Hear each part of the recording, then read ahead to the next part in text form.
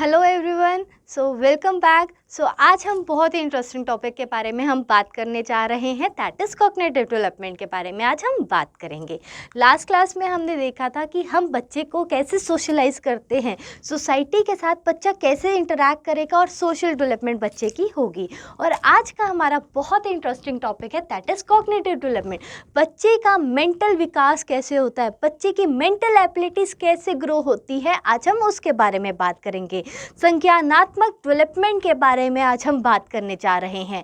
यहाँ पर अगर हम एक बच्चे को इमेजिन करेंगे, अगर एक बच्चे को हम छोटा सा कोई भी खिलौना दे देते हैं, रेटल दे देते हैं, अब बच्चा उस रेटल को कलर्स के साथ कितना खुश होता है, उसमें डिफरेंट कलर्स को देख के उस रेटल को बार बार शेक करेगा। क्यों? क्योंकि उसमें से उसको बहुत डिफरेंट साउंड्स मिलती है, सुनकर बच्चे को बहुत अच्छा लगता है, बार बार उस शेक करने की कोशिश करेगा so as to gain the attention. किससे? अपने केयर गिवर से उसको अटेंशन सीख करने की कोशिश करता है। तो ये कैसे हो रहा है? बच्चा अपना दिमाग का यूज़ कर रहा है। एक क्वेश्चन यहाँ पर बहुत इंपॉर्टेंट निकल कर आता है, संज्ञानात्मक थ्योरी, संज्ञानात्मक डेवलपमेंट की थ्योरी किसने दी थी? बहुत इंपॉर्टेंट आंसर है, जीन पियाजे ने 1936 के अंदर प्रपोज करी थी theory of cognitive development. So cognitive development की थ्योरी किसने प्रपोज करी थी? आंसर है आपके जीन पियाजे ने। उन्होंने बच्चों को ऑब्जर्व करा। अब उन्होंने देखा अगर हम बच्चे को कोई भी खिलौना दे देते हैं, वो अपनी नॉलेज को कैसे यूज़ कर रहे हैं, वो नॉलेज को कैसे इंटरैक्ट कर रहे हैं, मैन्युपुलेट कैसे कर रहे हैं बच्चों चीज़ों के साथ, कैसे सॉल्व करने की कोशिश कर रहा है चीज़ों के साथ। तो मतलब बच्चा अपने दिमाग का कैसे यूज़ कर रहा है, उन्होंने उन बच्चों के अंदर वो चीज़ों के बारे में देखा, उन्होंने रिसर्च करी। He concluded that cognitive development occurs, कैसे अकर होती है? जब बच्चा natural abilities and environmental situation के साथ इंटरैक्ट करेगा। सो यहाँ पर एक चीज़ जो आपको याद रखनी है वो ये याद रखनी है, कॉग्निटिव डेवलपमेंट की थ्योरी, संज्ञानात्मक डेवलपमेंट की थ्योरी किसने दी थी? आंसर आपका जीन पियाजे ने दी थी। फिर उसके बाद यहाँ पर आपको बहुत इंपॉर्टेंट चीज़ जो याद रखनी है कि यहाँ पर आपके स्टेजेस के साथ पियाजे ने आपकी 4 स्टेजेस दी थी, but before going ahead with the stages, यहाँ पर हम कुछ स्टेप्स के बारे में बात करेंगे, कुछ कंसेप्ट्स के बारे में बात करेंगे। सबसे पहले आता है आपका schemas, then you have assimilation, फिर आता है एकोमोडेशन एंड लास्ट में आता है आपका इक्विलिब्रियम। एग्जाम्पल के साथ स्टार्ट करेंगे तो ज़्यादा अच्छा समझ आएगा। अब सपोज बच्चा अपनी मम्मा के साथ जाता है कोई गार्डन के अंदर, तो वहाँ पर बच्चे ने देखा, कैट को देख लिया। अब बच्चे ने कैट को देखा तो बच्चे ने पहली बार कैट को देखा तो वहाँ पर उसकी नॉलेज फॉर्म हुई कि ये क्या है, एक कैट है। तो वो नॉलेज को हमने किसका नाम दे दिया? स्केमास का नाम दे दिया। बिल्डिंग ब्लॉक ऑफ नॉलेज, जो बच्चे ने कोई चीज़ को देखा, कोई सी जानवर को देखा और उसको हमने क्या कहते हैं? बिल्डिंग ब्लॉक ऑफ नॉलेज, पहली दफ़ा उसको हम कहते हैं स्केमास का नाम देते हैं।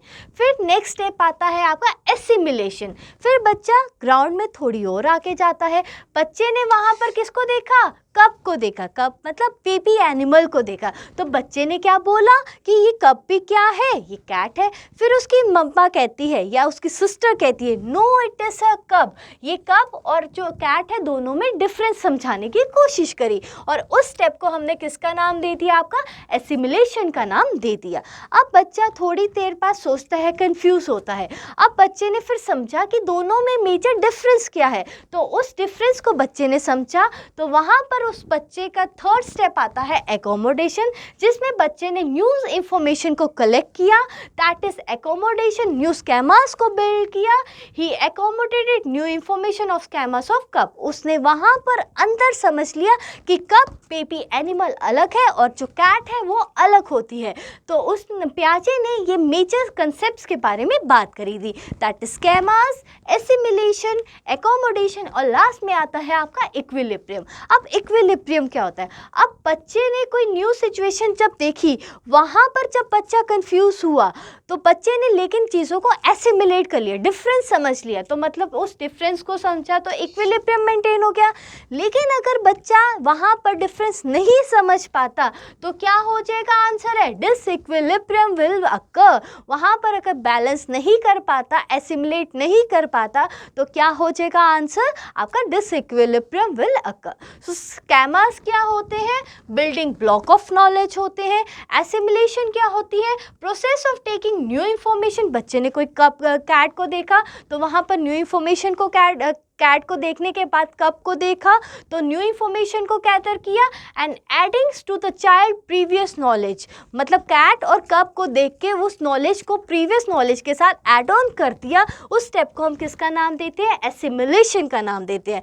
फिर होता है एकोमोडेशन। दोनों के बीच में अंतर समझ आ गया और अगर अंतर आ जाता है तो समझ तो फिर क्या मेंटेन होगी? इक्विलिब्रियम मेंटेन होगी। और अगर अंतर नहीं समझ आता तो क्या हो जाएगा?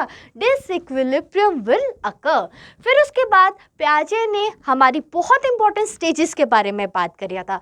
यहाँ पर सीटेट में डायरेक्ट क्वेश्चन निकल कर आ जाते हैं कि पियाजे की कॉग्निटिव स्टेजेस के बारे में। तो आपको पता होना चाहिए पियाजे ने 4 स्टेजेस के बारे में बात करी थी। सबसे पहला आता है आपका sensory stage, then you have pre operational stage, then you have concrete operational stage और लास्ट में आता है आपका फॉर्मल स्टेज के बारे में पियाजे ने बात करी थी। अब सेंसरी स्टेज का टाइम फ्रेम आपको पता होना चाहिए एंड इनफैक्ट आप सबको इनके सबके टाइम फ्रेम आपको पता होना बहुत इंपॉर्टेंट है। क्वेश्चन है सेंसरी मोटर स्टेज का टाइम फ्रेम क्या रहेगा? आंसर है 2 to बर्थ से 2 साल तक का बच्चा, मतलब जो इन्फेंट्स होते हैं बर्थ से 2 इयर्स तक के बच्चे कौन सी स्टेज के अंदर आ रहे हैं? आपके सेंसरी मोटर स्टेज के अंदर आ रहे हैं। प्री ऑपरेशनल स्टेज के बच्चे कौन सी स्टेज के अंदर आते हैं? कौन से टाइम फ्रेम में आ रहे हैं? आंसर है 2 से 7 साल का बच्चा कौन सी स्टेज में आ रहा है? आपका प्री ऑपरेशनल स्टेज के अंदर आता है। फिर आता है कंक्रीट ऑपरेशनल स्टेज, उसका टाइम फ्रेम क्या रहेगा? 7 से 11 वर्ष तक का रहता है। और लास्ट में आता है आपका फॉर्मल स्टेज जिसका टाइम फ्रेम रहता है 12 से 18 साल तक का जो बच्चा, दैट इज एडोलेसेंस स्टेज, जिसे हम टीन एज भी बोल देते हैं, वो कौन सी स्टेज में आ रहे हैं? आपके फॉर्मल स्टेज के अंदर आ रहे हैं। सो हम इन सबको 1 by 1 बात करेंगे कि सेंसरी मोटर स्टेज में बच्चे का मेंटल विकास कैसे होता है, कंक्रीट में क्या विकास होता है, फॉर्मल स्टेज में क्या बच्चे की मेंटल एबिलिटी स्ट्रॉन्ग होती है, कैसे बच्चा डिसीजंस को मना पाता है। सो अब हम 1 by 1 इन सब स्टेजेस के बारे में बात करने जा रहे हैं।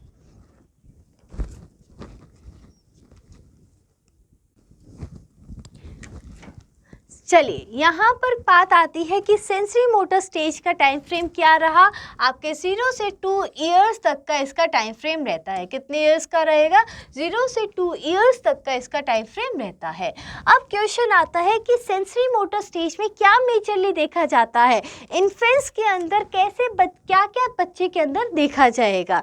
अब देखना कि बच्चा जब इस दुनिया के अंदर आता है तो डेफिनेटली वो अपनी चीज़ों को नहीं बता पाता, तो बच्चा कैसे अपनी चीज़ों को बात करेगा? थ्रू सेंसेस एंड एक्शंस के मीडियम से बच्चा अपनी चीज़ों को बताने की कोशिश करता है। सेंसरी मोटर वर्ड से ही निकल कर आता है आपका सेंसेस। तो याद रखना बच्चा अपनी चीज़ों को कैसे लर्न करता है, चीज़ों को कैसे इंटरप्रेट करता है? थ्रू सेंसेस एंड एक्शंस के मीडियम से। अब यहाँ पर हम बात करेंगे कि सेंसरी मोटर स्टेज के अंदर कुछ सब स्टेजेस भी आती है। सबसे पहली सब स्टेज आती है आपके रिफ्लेक्सेस जिसका टाइम फ्रेम रहता है 0 to 1 month। Then you have primary circular reaction जिसका टाइम फ्रेम है 1 to 4 months तक का। उसके बाद आता है सेकेंडरी सर्कुलर रिएक्शन जिसका टाइम फ्रेम रहता है 4 to 8 months तक का। उसके बाद आता है आपका कोऑर्डिनेशन ऑफ रिएक्शन जिसका टाइम फ्रेम कितना है? 8 to 12 months तक का। Then you have tertiary circular reaction जिसका टाइम फ्रेम है 12 से 18 महीने तक का। और लास्ट में आता है अर्ली मेंटल रिप्रेजेंटेशनल थॉट जिसका टाइम फ्रेम रहता है 18 से 24 महीने तक का। सो 1 by 1 अब हम इन सब के बारे में बात करने जा रहे हैं कि रिफ्लेक्सेस क्या होते हैं। हमेशा याद रखना इनवॉलेंट्री एक्शंस जो बच्चा कर देता है। कई बार बच्चे को हाथ लगाए तो बच्चा हाथ पीछे कर लेता है, तो क्या वो बच्चा लर्न करके आया है कहीं से? डेफिनेटली नहीं करके आया। तो वो बच्चे ने जो हाथ पीछे करा तो वो क्या है? बेसिकली उसकी रिफ्लेक्सेस होती है जो इनबॉर्न होती है, अनलर्नड होती है कोई भी सिचुएशन के प्रति। So during this sub stage the child understand the environment purely through inborn reflexes such as looking, grasping, sucking. आपका जब भी वो मोटर रिफ्लेक्स देखता है, रूटिंग रिफ्लेक्स रिफ्लेक्स दिखते हैं, ये सारे के सारे रिफ्लेक्सेस आते हैं बच्चे की इस स्टेज के अंदर। फिर उसके बाद आता है आपका primary circular reaction. Simple word में अगर मैं बात करूं कि यहाँ पर बच्चे का जो मेजर फोकस रहता है उसकी खुद की बॉडी के ऊपर रहता है। यहाँ पर बच्चा पहले खुद को समझता है, उसको दुनिया के बारे में कोई समझ नहीं है। तो मेजर फोकस रहेगा वो बच्चे का किसके अंदर रहेगा? आंसर है उसकी खुद की बॉडी के अंदर रहता है, that is primary circular reaction के अंदर। सपोज बच्चे ने सक कर लिया थंब एक्सीडेंटली, उसने हाथ में जो उसका थंब था उसने एक्सीडेंटली उसको सक करा और वहाँ पर बच्चे को बहुत अच्छा लगा, तो वहाँ पर वो बच्चा बार बार उस एक्शन को रिपीट करेगा। क्यों? क्योंकि उसको वहाँ पर क्या मिल रहा है? प्लेजर मिल रहा है। तो याद रखना कि प्राइमरी सर्कुलर रिएक्शन में जो मेजर फोकस रहता है बच्चे का वो किसके ऊपर रहेगा? अपनी खुद की बॉडी के ऊपर रहता है। फिर उसके बाद आता है सेकेंडरी सर्कुलर रिएक्शन। फिर सेकेंडरी सर्कुलर रिएक्शन में क्या मेजर फोकस रहता है? यहाँ पर जो बच्चे का फोकस हो जाता है वर्ल्ड के ऊपर हो जाता है। किसके ऊपर आ जाता है? वर्ल्ड, मतलब एनवायरनमेंट के ऊपर अब बच्चे का फोकस होना शुरू हो जाएगा। अपनी बॉडी प्लस एनवायरनमेंट दोनों को जब बच्चा मिक्स कर देता है वो किस में आ गया? आपका सेकेंडरी सर्कुलर रिएक्शन के अंदर आ जाता है। Suppose a child will purposely pick up a toy, वहाँ पर जो टॉय है वो तो एनवायरनमेंट का पार्ट है, उसने पिक करा एक टॉय को और वो जो भी टॉय उसने पिक करा उसने वो किस में कर दिया? अपने माउथ के अंदर रख दिया। मतलब वर्ल्ड और अपनी बॉडी का जो इंटरेक्शन है वो किसके अंदर आ गया? आपका सेकेंडरी सर्कुलर रिएक्शन के अंदर आ जाता है। फिर उसके बाद आता है कोऑर्डिनेशन ऑफ रिएक्शन। सबसे इंपॉर्टेंट कोऑर्डिनेशन ऑफ रिएक्शन में क्या होगा? जिसका आंसर है इसमें बेसिकली इसका टाइम फ्रेम क्या रहेगा? आंसर है 8 से 12 महीने तक का। यहाँ पर बच्चा इमिटेट करेगा चीज़ों को, मतलब चीज़ों को देखा और इमिटेट मतलब कॉपी करने की कोशिश करता है। इंपॉर्टेंट कंसेप्ट है यहाँ पर, इमिटेशन का जो प्रिंसिपल है वो स्टार्ट हो जाएगा। और सेकंड प्रिंसिपल जो यहाँ स्टार्ट होता है that is object permanence. Permanence, object permanence क्या होता है? मतलब अगर इस सेकेंडरी सर्कुलर रिएक्शन में बात करें, अगर हम सेकेंडरी सर्कुलर रिएक्शन में बात करें, अगर हमने बच्चे को कोई टॉय दिखाया और वो बच्चे के आंखों के आगे से हमने छुपा दिया, तो मतलब क्या होगा? आउट ऑफ साइट मतलब आउट ऑफ माइंड। अगर हमने छुपा दिया तो बच्चा उस चीज़ को वो बिल्कुल के हमेशा के लिए भूल जाएगा, मतलब बच्चे को अब याद भी नहीं होगा वो टॉय कहाँ पर है। लेकिन ऑब्जेक्ट यहाँ पर कोऑर्डिनेशन ऑफ रिएक्शंस में ऑब्जेक्ट परमानेंस का बिहेवियर बच्चे के अंदर आ जाएगा। मतलब अब बच्चे को पता चल जाएगा अगर ये टॉय था तो यहाँ पर वो कहीं ना कहीं एग्जिस्ट करता होगा। तो ऑब्जेक्ट परमानेंस जो होता है बच्चे का यहाँ पर इस वाली स्टेज पर स्ट्रॉन्ग होना शुरू हो जाएगा। और सेकेंड इंपॉर्टेंट कंसेप्ट क्या होगा? बच्चा इमिटेट करेगा, चीज़ों को कॉपी करेगा। For example, a child might realize that the rattle will make a sound when shaken. अब बच्चे को पता चल जाएगा कि हर एक चीज़ की कुछ ना कुछ क्वालिटीज़ होगी। सपोज अगर बच्चे ने रेटल को पकड़ा और उसको शेक करा तो शेक करने से बच्चे को पता चल जाएगा उसके अंदर साउंड आएगी। तो यहाँ पर उसको पता चल जाएगा कि सर्टेन ऑब्जेक्ट्स, जितने भी कुछ ऑब्जेक्ट्स होते हैं उनकी कुछ ना कुछ स्पेसिफिक क्वालिटीज़ होती है। सो यहाँ पर जो मेजर फोकस आपको रखना है कि आपके सर्कुलर रिएक्शन में क्या होता है? एक तो ऑब्जेक्ट परमानेंस एंड सेकंड आता है आपका इमिटेट। बच्चा इमिटेट करने की कोशिश करता है। ये मेजर 4 पॉइंट्स होते हैं। फिर इसके बाद आता है next point that is tertiary circular reaction. अब टर्शरी सर्कुलर रिएक्शन में क्या होता है? Trial and error experiment. Trial and error experiment मतलब बच्चे ने कोई चीज़ को करा और वो गलती से करा, और बच्चे को वो गलती से जो भी उसने चीज़ को या एक्शन को करा उसको वो बार बार रिपीट करने की कोशिश करेगा। क्यों रिपीट करेगा? In order to gain attention from the care giver. क्यों करेगा? वहाँ पर वो केयर टेकर, जितने भी उसके केयर गिवर्स हैं उनका वो अटेंशन सीख करने की कोशिश करता है। फिर उसके बाद आता है अर्ली मेंटल रिप्रेजेंटेशनल थॉट। पहले तक बच्चा कहीं ना कहीं अपने पेरेंट्स के ऊपर डिपेंडेंट था, वो फुल ऑन डिपेंडेंट था। लेकिन अर्ली मेंटल रिप्रेजेंटेशन थॉट में क्या होगा? Child will begins to develop simple, वो सिंपल को बनाने की कोशिश करेगा, साइंस को रिप्रेजेंट करने की कोशिश करेगा, थोड़ा सा इंडिपेंडेंट होने की कोशिश करेगा, ऑटोनॉमी क्रिएट करने की कोशिश करेगा। During this stage the children begin to move towards the understanding the world, वो वर्ल्ड को अंडरस्टैंड करता है थ्रू मेंटल ऑपरेशंस, अपने दिमाग लगा के, rather than purely on actions। वो अपने पहले तो वो एक्शंस तक चीज़ों को बता रहा था, लेकिन अब वो क्या करेगा, अपने मेंटल रिप्रेजेंटेशन को, साइंस को या कोई ना कोई सिंबल्स को रिप्रेजेंट करेगा किसी चीज़ को दर्शाने के लिए।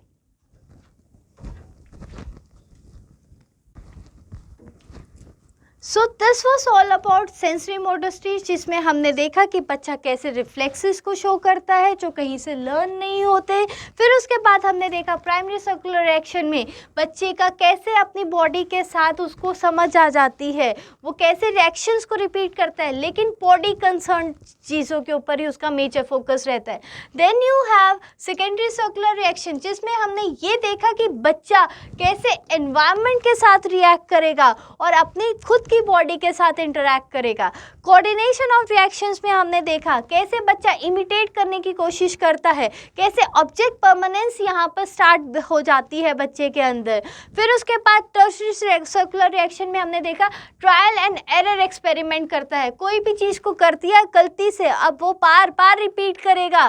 क्यों करता है? क्यों? In order to gain attention. फिर उसके बाद अर्ली मेंटल रिप्रेजेंटेशनल थॉट में हमने ये देखा कि बच्चा कैसे चीज़ों को अंडरस्टैंड करता है, कैसे सिंबल्स को यूज़ करता है, साइंस को यूज़ करता है अपनी बातों को दर्शाने के लिए। फिर उसके बाद नेक्स्ट स्टेज के बारे में अब हम बात करेंगे, that is pre operational stage. जहाँ पर भी वर्ड आ जाए ऑपरेशनल मतलब लॉजिकल थिंकिंग से रिलेट करता है आपका वर्ड ऑपरेशनल।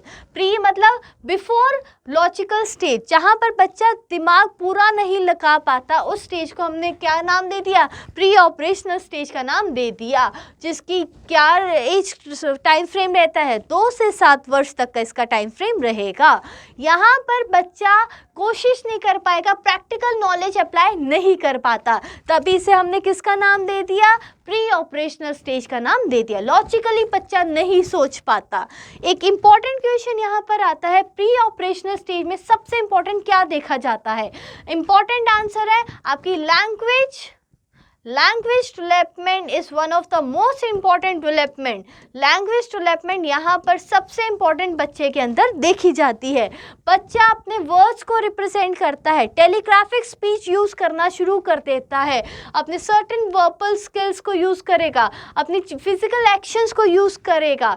यहाँ पर वो लैंग्वेज का यूज़ करना शुरू कर देता है। इंपॉर्टेंट चीज़ यहाँ पर जो आपको याद रखनी है, प्री ऑपरेशनल स्टेज के अंदर किसका इंपॉर्टेंट हॉलमार्क होता है? आंसर क्या होगा आपका? लैंग्वेज डेवलपमेंट का।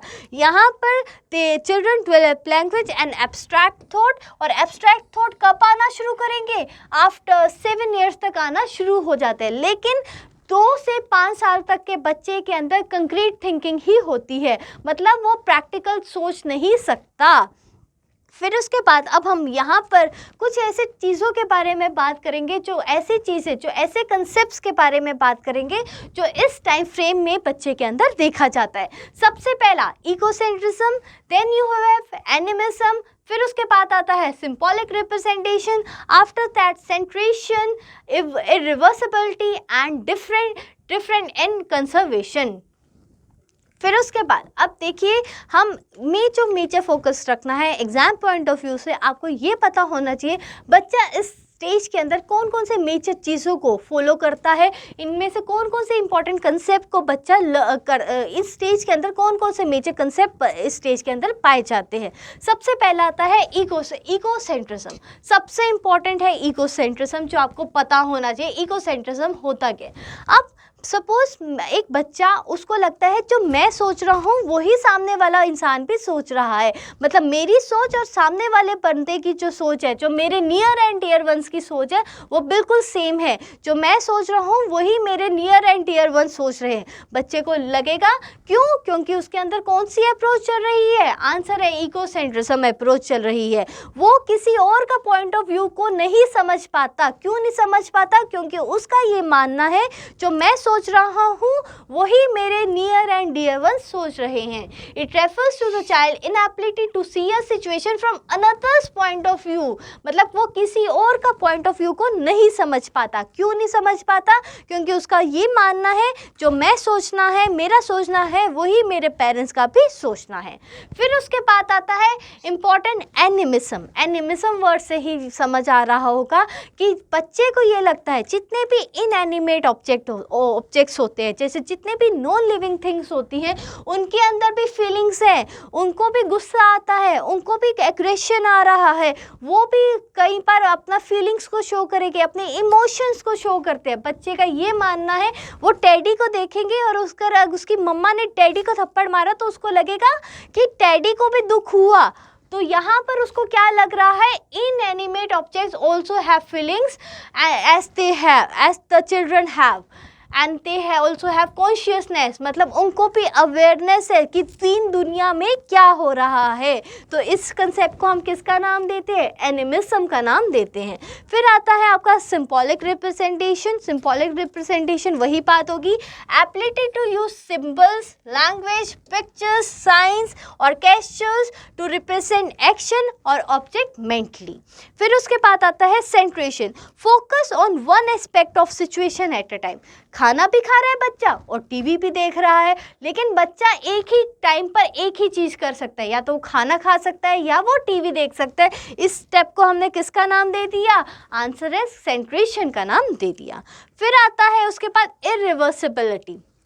सपोज अब हम ए से स्टार्ट होते हैं, फिर बी के पास गए, फिर हम सी के पास गए, A to B and B to C. अब बच्चे को लगेगा ये एक सीक्वेंस फॉलो होगा कि अगर मुझे जाना है ए पॉइंट से बी से तो ए टू बी जाएंगे, फिर बी टू सी जाएंगे, और अगर मुझे सी टू ए वापस आना है तो बच्चा क्या सोचेगा? C to B and then B to A. लेकिन बच्चा यहाँ पर ये नहीं समझ पाएगा कि सी टू ए भी रास्ता निकलता है, जिस स्टेप को हम किसका नाम देते हैं? इरिवर्सिबिलिटी का कंसेप्ट का नाम देते हैं। And this is a stage where the child cannot imagine a sequence of event can be reverse. चीज़ें वापस रिवर्स भी हो सकती है फ्रॉम द स्टार्टिंग पॉइंट।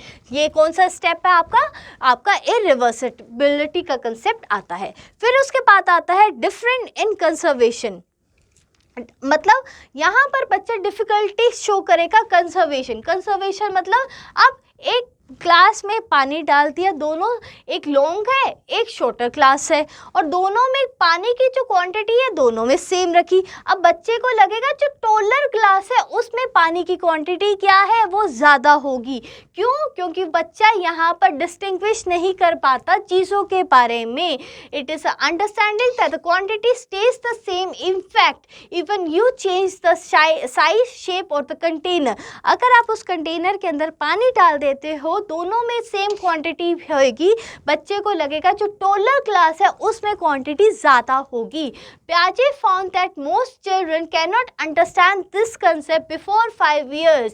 5 साल तक के बच्चा इस कंसेप्ट को नहीं समझ पाता।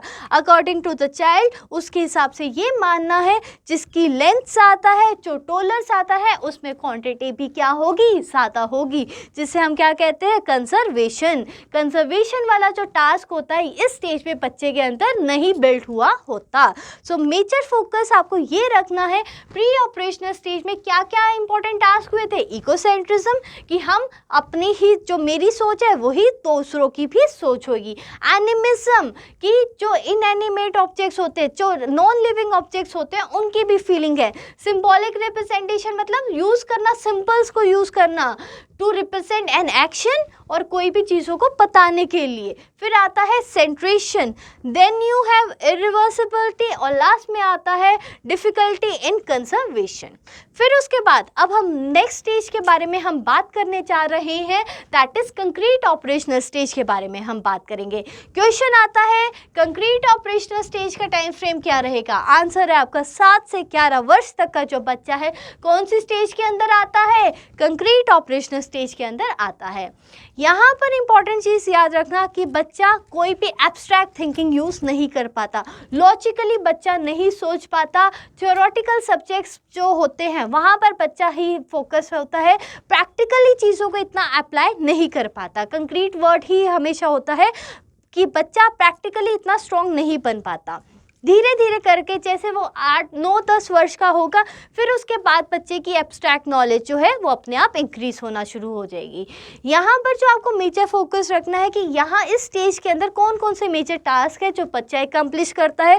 सबसे पहला आता है कंजर्वेशन। लास्ट स्टेज में हमने देखा था, पिछले स्टेज में आपका प्री ऑपरेशनल स्टेज में बच्चा चीज़ों को नहीं समझ पाता कि अगर क्वांटिटी सेम है या डिफरेंट है, लेकिन इस स्टेज के अंदर बच्चा समझ पाता है कि अगर क्लास के अंदर ये टॉलर है, ये शॉर्टर क्लास है, अगर दोनों में पानी इक्वल हो सकता है, मतलब वहाँ पर बच्चा ये डिटरमाइन कर पाएगा कि सेम क्वांटिटी एक्सेस करेगी अगर उनकी अपीयरेंस भी चेंज कर दिया जाए। फिर उसके बाद आता है रिवर्सिबिलिटी। पहले हमने देखा था A to B and B to C। अब बच्चा वहाँ पर क्या करता था, पहले A से स्टार्ट होता था, फिर B पे जाता था, B से स्टार्ट होता था, C पे जाता था। अब बच्चे को अगर C to A जाना है, अब बच्चा समझ पाएगा कि जो लास्ट डेस्टिनेशन है और जो स्टार्टिंग डेस्टिनेशन में डायरेक्ट भी आया जा सकता है, that is C to A भी आ सकते हैं हम। फिर उसके बाद आता है सेरिएशन। सेरिएशन मतलब sorting a group of thing in a same order। मतलब जितने भी आपके रेक्टेंगल्स है, बच्चा उस चीज़ों को सॉर्ट आउट करना शुरू कर देगा। ट्रायंगल्स को ट्रायंगल्स के साथ सॉर्ट आउट करना शुरू कर देगा, सर्कल्स को सर्कल्स के साथ सॉर्ट आउट करना शुरू कर देगा। इस कंसेप्ट को हम किसका नाम देते हैं, सेरिएशन का नाम देते हैं। यहाँ पर आपकी क्लासिफिकेशन भी आती है। क्लासिफिकेशन मतलब चीज़ों को क्लासिफाई कर देना। अगर बच्चे को फ्लावर्स दिखा दिए जाए और डिफरेंट एनिमल्स दिखा दिए जाए, अब बच्चा ग्रुप को डिस्टिंग्विश कर लेगा, कि क्लासिफाई कर लेगा, ये डिफरेंट फ्लावर्स है और ये डिफरेंट एनिमल्स होते हैं। बच्चा क्लासिफाई वाली टेक्निक भी यहाँ पर फॉलो करना शुरू कर देता है। सो यहाँ पर आपको जो चीज़ें याद रखनी है कि यहाँ पर जो मेजर फोकस रहेगा, they can work out on the things with a reason and logics in their mind. मतलब वो कहीं ना कहीं अपना लॉजिक लगाना शुरू कर देंगे। यहाँ पर उनको ये समझ आ जाएगा only on the physical things, मतलब जो उनका मेजर फोकस रहेगा। Children at this stage tends to reason only on the physical matter thing, मतलब फिजिकल जो चीज़ें उनके सामने पड़ी हैं उनके ऊपर ही वो फोकस कर पाएंगे। राता कि वो जो चीज़ें उनके सामने नहीं है उनके ऊपर वो इतना फोकस नहीं कर पाते। एब्स्ट्रैक्ट थिंकिंग कहीं ना कहीं जाके लास्ट 10 से 11 साल तक के बच्चे के अंदर शुरू हो जाती है, बट इतनी अच्छी एब्स्ट्रैक्ट थिंकिंग बच्चे के अंदर नहीं इंक्रीज होती। मतलब आपकी रीजनिंग इतनी अच्छी 10 साल के बच्चे में नहीं देखी जाती। फिर उसके बाद यहाँ पर ये देखा जाता है वो लेस इकोसेंट्रिक हो जाते हैं, मतलब वो लोगों का पॉइंट ऑफ व्यू भी समझना शुरू कर देते हैं और उनको ये समझ आ जाता है कि एनिमिज्म, जो हमने इन एनिमिज्म देखा था कि they really believe in animism, उनको समझ आ जाता है कि नॉन लिविंग थिंग के पास कोई फीलिंग्स नहीं होती और वहाँ पर उनकी कोई कॉन्शियसनेस नहीं होती। सो यहाँ तक अभी तक आपने पढ़ा आपकी प्री ऑपरेशनल स्टेज के बारे में, और नेक्स्ट स्टेज आती है, वो लास्ट स्टेज आती है और बहुत ही इंपॉर्टेंट स्टेज है आपकी फॉर्मल ऑपरेशनल स्टेज के बारे में अब हम बात करेंगे।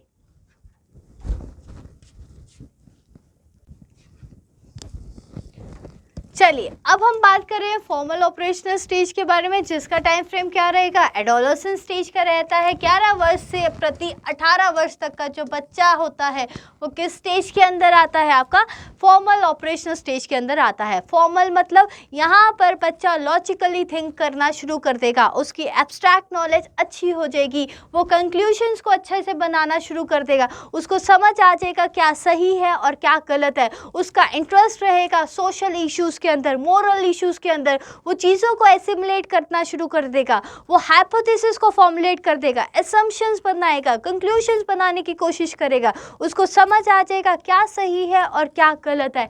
यहाँ पर बच्चे को क्रिएटिविटी भी समझ उसकी इंक्रीज होगी, उसकी इमेजिनेशन थिंकिंग स्ट्रॉन्ग हो जाएगी। वो बेसिकली उसको क्या लगेगा कि अब मैं चीज़ों को खुद ही सॉल्व कर सकता हूँ, मेरी डिसीजन मेकिंग इतनी स्ट्रॉन्ग होगी है कि मुझे किसी की ज़रूरत नहीं है। But being in Indian society हमें पता है कि हम उसको बच्चे को लगता है कि अब मुझे इंडिपेंडेंस चाहिए अपने पेरेंट्स से, बट इंडियन सोसाइटी में रहने पर हमें ये पता है हम पेरेंट्स से इंडिपेंडेंस नहीं ले सकते, जिसकी वजह से माता पिता और अपने बच्चे के बीच में बहुत ज़्यादा कन्फ्लिक्ट्स देखे जाते हैं। यहाँ पर जितनी भी children move from concrete objects to abstract concepts, मतलब बच्चे की रीजनिंग स्किल्स इंक्रीज हो जाएगी, लॉजिकल थिंक करना शुरू कर देगा, अब वो चीज़ों को अच्छे से एसिमुलेट करेगा, हाइपोथेसिस को फॉर्म करेगा, अच्छी प्लानिंग के साथ चीज़ों को एज्यूम करेगा, अच्छी स्ट्रैटेजीज बनाएगा, फिर उसके बाद उसका इंटरेस्ट रहेगा moral, ethical and social political issues के अंदर। यहाँ पर आपको जो मेजर फोकस करना है कि इस स्टेज के अंदर कौन कौन से मेजर कंसेप्ट्स हैं जो आते हैं। सबसे पहला आपका deductive logic, then you have abstract thought, फिर उसके बाद आता है आपका problem solving, then you have adolescence egocentrism, और लास्ट में आता है आपका मेटाकॉग्निशन। चलिए वन बाय वन अब हम बात करेंगे कि ये होता क्या है। सबसे पहला डिडक्टिव लॉजिक। डिडक्टिव लॉजिक्स मतलब एसम्पशंस बनाना। अब वो जनरल से सारे के सारे जनरल प्रिंसिपल से सिंपल एक पर्टिकुलर कंक्लूजन के अंदर आ जाता है, मतलब the ability to use a general principle to determine a particular outcome, वो पर्टिकुलर आउटकम के ऊपर आ जाता है। मतलब इतने सारे स्टेटमेंट्स दे दी बच्चे को और वहाँ से वो एक छोटा सा कंक्लूजन बना लेता है, जो किसके अंदर आता है, आपके डिडक्टिव लॉजिक्स के अंदर आता है। साइंस एंड मैथ्स में आपको सभी को पता है वहाँ पर आपकी स्किल्स रिक्वायर्ड होती है। यहाँ पर बच्चे की जो एनालिटिकल थिंकिंग है, हाइपोथेटिकल सिचुएशन एंड कंसेप्ट जो होते हैं बच्चे के स्ट्रॉन्ग होना शुरू कर देते हैं। फिर उसके बाद आता है आपका एब्स्ट्रैक्ट थॉट, मतलब बच्चे की रीजनिंग स्किल्स अच्छी होनी शुरू हो जाती है, वो चीज़ों को अच्छे से फॉर्मुलेट करना शुरू हो जाएगा। फिर उसके बाद आता है आपकी प्रॉब्लम सॉल्विंग स्किल्स, मतलब बच्चे की डिसीजन मेकिंग इतनी स्ट्रांग हो जाती है, उसको लगता है कि अब मैं समझ पाया हूँ कि क्या सही है और क्या गलत है। यहाँ पर बच्चा अपनी प्रॉब्लम्स को खुद सॉल्व करने की कोशिश करता है। लेकिन अगर हम पुरानी स्टेज से कंपेयर करें, पहले बच्चा इतनी अच्छी डिसीजन मेकिंग नहीं रखता था, लेकिन इस स्टेज के अंदर बच्चे की जो डिसीजन मेकिंग है फिर भी वो अपने आप एनहांस हो जाती है। फिर उसके बाद आता है आपका एडोलेसेंस इकोसेंट्रिज्म, बहुत इंपॉर्टेंट है। आपने कहाँ पर पढ़ा था, आपने प्री ऑपरेशनल स्टेज के अंदर पढ़ा था, बट वो आपका इकोसेंट्रिज्म इस इकोसेंट्रिज्म से डिफरेंट है, ये अलग है और वो अलग है। आपने वहाँ पर पढ़ा था कि जो मेरी सोच है वही अब मेरे नियर एंड डियर वंस की है, बट यहाँ पर एडोलेसेंस इकोसेंट्रिज्म में क्या होता है, बच्चे को लगता है कि वर्ल्ड रिवॉल्व अराउंड देम, कि सारी दुनिया मेरे के ऊपर देख रही है, I am the centre of attraction, self focus होता है उसको, वो एक इमेजिनरी वर्ल्ड में होता है जिसमें उसको लगता है अगर वो किसी पार्टी में क्या है तो उसको ये लगेगा कि I am the centre of attraction, सारे के सारे लोग मुझे देख रहे हैं, जो किसके अंदर आता है, आपका एडोलेसेंस इकोसेंट्रिज्म के अंदर आता है। इसमें बच्चे को ये लगता है कि I am the centre of attraction, सारे के सारे लोग मुझे देख रहे हैं। फिर उसके बाद आता है last concept, that is metacognition. Metacognition is thinking about thinking, मतलब वो प्लान करेगा, नई नई स्ट्रैटेजीज को फॉर्मुलेट करने की कोशिश करेगा, चीज़ों से अवेयर होगा, awareness of one thought and understanding the pattern, चीज़ों को अच्छे से फॉर्मुलेट करेगा, अंडरस्टैंड करेगा और अपनी चीज़ों के लिए अवेयर होना शुरू हो जाएगा, जिसे हमने किसके अंदर डाल दिया, मेटाकॉग्निशन के अंदर डाल दिया। सो आपको पता होना चाहिए फॉर्मल ऑपरेशनल स्टेज में बच्चा यहाँ पर अपने खुद के डिसीजंस बना लेता है, खुद की प्रॉब्लम सॉल्व कर लेता है, उसकी एनालिटिकल थिंकिंग इंक्रीज हो जाती है, उसको लगता है कि I am the centre of attraction, मुझे चीज़ों के बारे में पूरी नॉलेज है, मैं ही हर चीज़ को अच्छे से फॉर्मुलेट कर सकता हूँ, मैं एजम्पशंस के ऊपर वहाँ पर हाइपोथेटिकल रीजनिंग जो होती है, एजम्पशंस को वो इतना ज़्यादा इंपॉर्टेंस नहीं देता, वो अपनी सोच को बहुत ज़्यादा इंपॉर्टेंस देता है।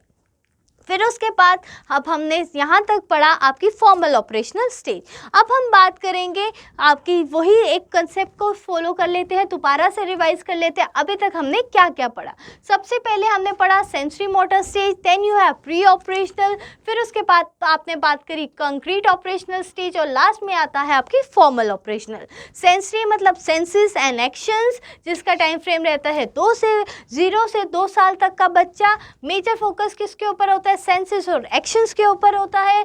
प्री ऑपरेशनल स्टेज का टाइम वर्ष क्या रहता है 2 से 7 साल तक का, जिसमें language development is one of the most important development. फिर उसके बाद आता है आपका कंक्रीट ऑपरेशनल स्टेज, जिसका टाइम फ्रेम रहता है 7 से 12 वर्ष तक का। यहाँ पर बच्चा लॉजिकल थिंक इतना करने की कोशिश करता है। फिर उसके बाद आता है आपका फॉर्मल ऑपरेशनल स्टेज, यहाँ पर हाइपोथेटिकल थिंकिंग होनी शुरू हो जाती है एंड साइंटिफिक रीजनिंग की बच्चे की शुरू हो जाती है। So this was all about पियाजे कॉग्निटिव डेवलपमेंट। आपको पता होना चाहिए कि पियाजे ने कॉग्निटिव डेवलपमेंट की थ्योरी दी थी, संज्ञानात्मक थ्योरी दी थी, और उनके क्या क्या स्टेजेस थे, उन्होंने किस किस स्टेज में क्या क्या बात करी, आपको ये सब के बारे में पता होना चाहिए। सो अब हम कुछ ऐसे क्वेश्चंस के बारे में बात करेंगे जो आपके प्रीवियस ईयर में आए हैं। सबसे पहला question, cognitive development is associated with Jean पियाजे, Vygotsky, Erik Erikson and last में आता है आपका none of these. I hope आप सभी को इसका आंसर आता होगा। बहुत ही इजी क्वेश्चन है, आपको पता है जीन पियाजे ने आके कॉग्निटिव थ्योरी दी थी। फिर उसके बाद नेक्स्ट क्वेश्चन आता है, अकॉर्डिंग टू पियाजे अ चाइल्ड बिटवीन 2 से 7 साल का जो बच्चा है वो कौन सी स्टेज पर आता है? फॉर्मल में आता है, कंक्रीट में आता है, सेंसरी में आता है, या आपका प्री ऑपरेशनल स्टेज के अंदर आता है बच्चा? सो 2 से 7 साल का बच्चा प्री ऑपरेशनल स्टेज के अंदर आता है, that is D is the right option. फिर उसके बाद आता है next question, according to the पियाजे cognitive development the sensory motor stage is associated with, किससे एसोसिएट होती है? Ability to solve problems in logical fashion, concern about the social issues, ऐसा है। फिर उसके बाद ability to interpret and analyse the options, और लास्ट में आता है imitate memory and mental representation.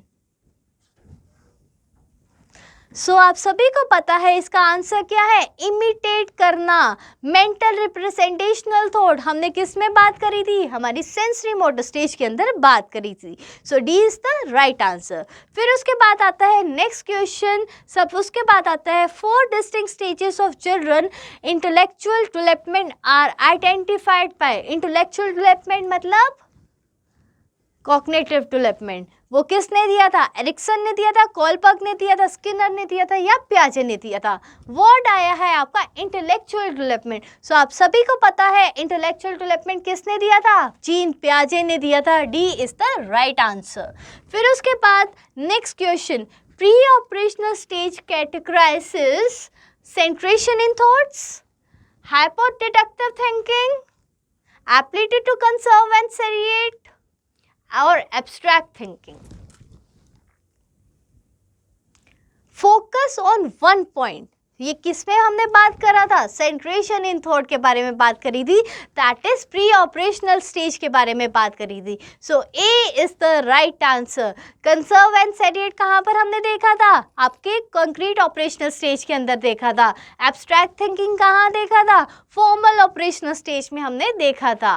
फिर उसके बाद आता है नेक्स्ट क्वेश्चन, इन पियाजे theory balancing old and new perception, new schemas and जो आपके प्रीवियस स्केमास थे and experiences is known as assimilation, equilibrium, accommodation और knowledge disturbance, that is disequilibrium.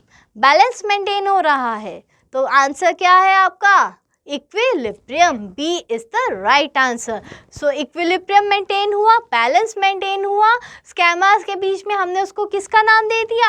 आपके इक्विलिब्रियम का नाम दे दिया। और वो कब होगा? जब एसिमिलेट कर पाता है बच्चा कि पहला वाला स्केमास और पुराने स्केमास के बीच में।